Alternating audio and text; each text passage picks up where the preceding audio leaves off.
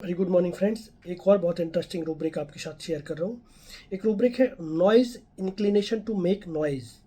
तो इसमें पेशेंट क्या करता है, इस रूब्रिक का मतलब ही है नॉइज मतलब आवाज़ करना, to make inclination to make noise मतलब वो इंक्लाइन हो जाता है। मतलब इंक्लाइन का मतलब होती है ढलान, मतलब उसकी तरफ वो लुढ़कता है, उसकी तरफ जाता है। किसकी तरफ? हल्ला करने के लिए, आवाज़ करने के लिए, जोर से चिल्लाने के लिए वो अब तैयार होता है। तो noise inclination to make noise, तो ऐसा नहीं कि पूरे टाइम पर वो नॉइज कर रहा है। तो नॉइज ऐसा होता है जो आपको आपके कानों में अच्छी नहीं लगती। ठीक है, जैसे कि बहुत ज़ोर से किसी ने हॉर्न बजा दिया तो अच्छा नहीं लगेगा, बहुत ज़ोर से किसी ने कुछ कह दिया तो आपको अच्छा नहीं लगेगा। ठीक है, ज़ोर से चिल्ला रहा है तो अच्छा नहीं लगेगा।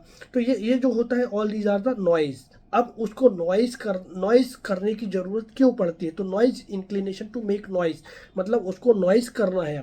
तो जैसे हमारे पास एकोनाइट, बेलाडोना, ओपियम, कैमोमिला, ठीक है, सिक्यूटा, मर्सॉल, वेरेट्रम, ये इतनी सारी रेमेडीज़ हैं।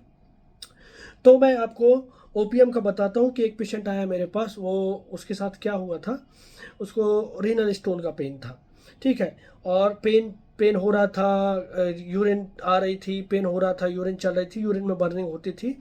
और उसने बोला कि डॉक्टर साहब कितने दिन में ठीक हो जाएगा? मैंने बोला कि एक हफ्ते में ऑलमोस्ट आपका पथरी निकल जाएगा। अब उसको मैंने मेडिसिन किस बेस पे दिया है, उसको मैंने कुछ दूसरे दूसरे उस पर दिया था, मैंने मेडिसिन कुछ दूसरे रूब्रिक्स पे। बट उसने एक हफ्ते में उसने काफ़ी पेन बियर भी किया, लेकिन उसने कुछ भी नहीं बोला। अब एक हफ्ता होने के बाद वो उसको ऐसा लगने लगा कि एक हफ्ता हो गया और डॉक्टर की दवाई से कोई भी आराम नहीं हो। तो फिर अब आके वो थोड़ा सा तेज आवाज़ में बात करने लगा कि डॉक्टर साहब आप कैसी दवाई दे रहे हैं कि आपका पूरा एक हफ्ता तो आपने कंप्लीट कर लिया, लेकिन मुझे एक भी रुपए का फ़ायदा नहीं हो रहा। ठीक है, कोई भी आराम नहीं हुआ मुझे। कैसी दवाई दे रहे हो आप? आपको ढंग से दवाई देते आता है कि नहीं आता? ठीक है, तो ये इस तरीके से नॉइज़ करने लगता है।